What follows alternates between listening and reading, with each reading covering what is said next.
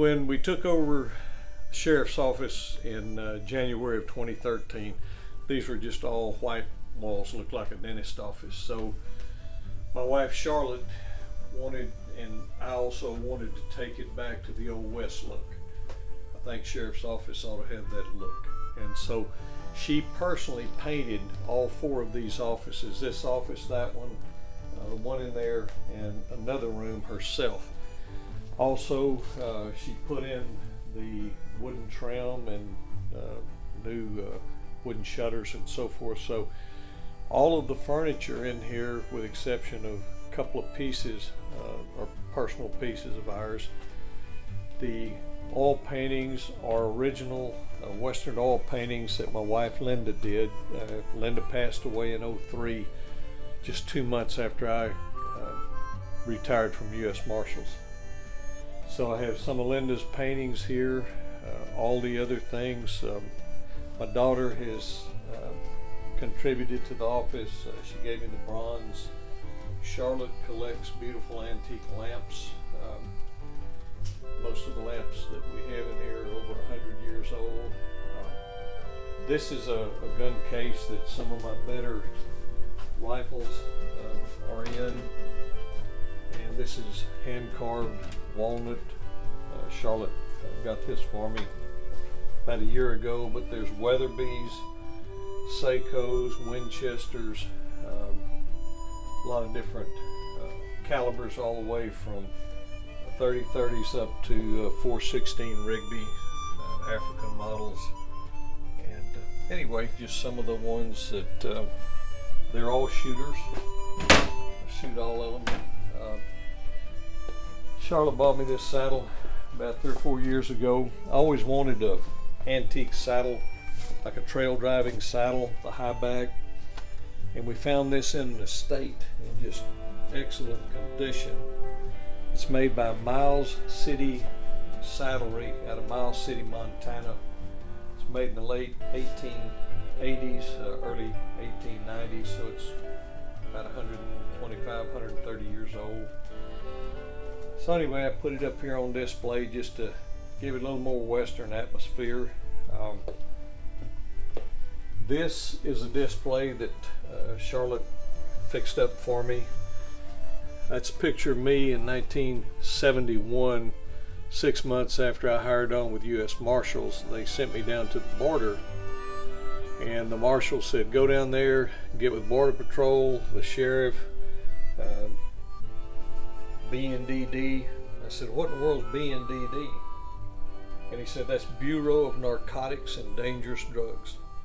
That was a predecessor of DEA. There was no DEA at the time. So I went down there, and we had a big time chasing down smugglers and so forth. And that's the Colt Python I have on in the picture. Those handcuffs were given to my dad by OBJ, and that's a gold badge I have on in the picture. And one day he and LBJ were friends. I said, let me ask you this. Everybody says LBJ was a crook. Was he a crook? And he said, of course he was a crook. Now, these are guns that I carried when I was with U.S. Marshals over here. That's my dad's favorite pistol. It's a Colt revolver 38. He carried my grandfather's 38-40 single actions on the bottom. He was deputy sheriff here in 1905. This is a gun that we gave my dad right before he retired. It's a model 66 357 Magnum. Beautiful engraving by master engraver Weldon Bledsoe out of Fort Worth. That's a picture of me, Chris Casson, Mike, and our supervisor with U.S. Marshals there. That was right before I retired. Tell me more about this pistol on the top here. This gun was pearl handle. This one was the one that my father carried when he was chief deputy sheriff. He was 21 years old. He put in a number of years with the sheriff's office, and then he went with U.S. Marshals. And in the interim, he went with the state comptroller's office as a field investigator. investigating hot oil traffic over in East Texas during Spindletop. Then he went with U.S. Marshals in 1942. That's mother of pearl. It's engraved bull's head, diamond in the eyes, gold tips on the horn, and gold halter, gold TPMC for TP McNamara. Fully engraved, beautiful gun. My dad won a national pistol match in Oklahoma City in 1947, and I still have the article out of the newspaper from it, and he won it with this pistol here. So that gun to me is priceless. I wouldn't sell it for anything.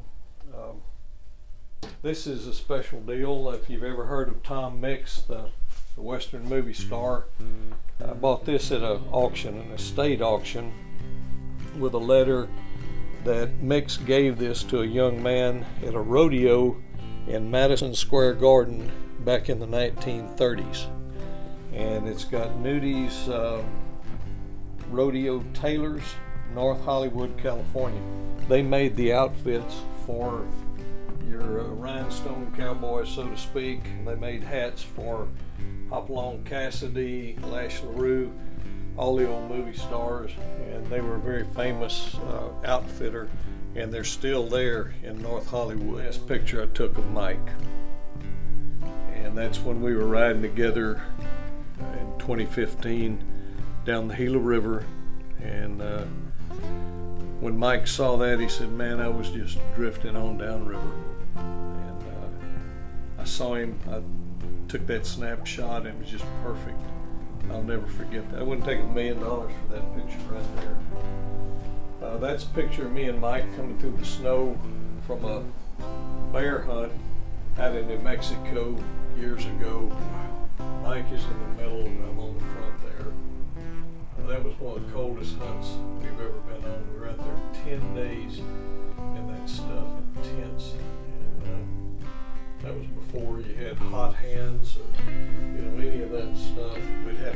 We'd heat up rocks in the campfire and wrap them in a t-shirt or towel and put them down the foot of your bedroll, trying to stay warm. And that picture over there, the guy on the rock up there, that's me back in crazier days. And I can assure you I'll never get up on that rock again.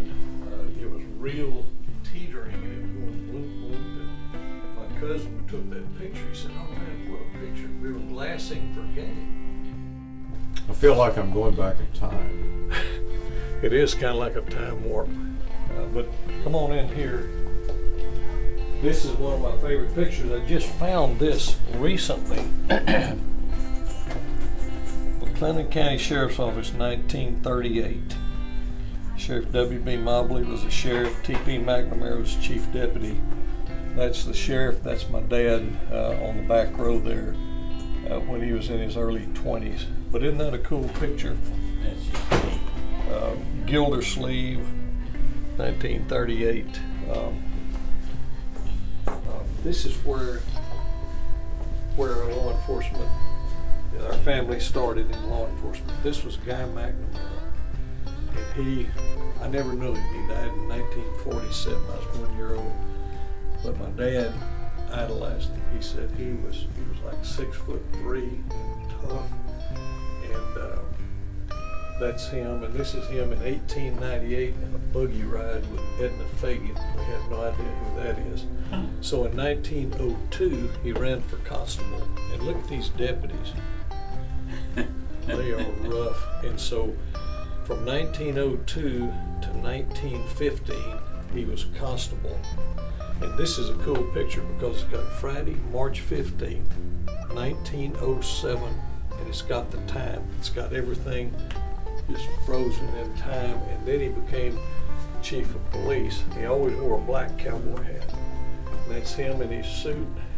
And then we don't know who that guy is. But then here is parade dress, and nobody has ever, no police officer ever recalls even hearing about all their white uniforms.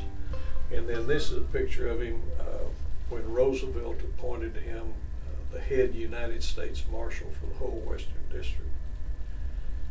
And this is his brother, my great uncle John McNamara. That is Pat Neff, who was governor of Texas and president of Baylor. Here he is. He was Emmett Parnell. But here's the kicker. In his oath of office in 1905, he has to swear that he has never been engaged in a duel with deadly weapons, because dueling was legal in Texas, and if you survived a duel, meant you killed the other guy. Nor has he acted as a second, or has he carried a challenge to fight a duel. That was on the oath of office for sheriffs in the state of Texas. Anyway, that's just a little history here and there. You know, once upon a time in the West, that's all you can say.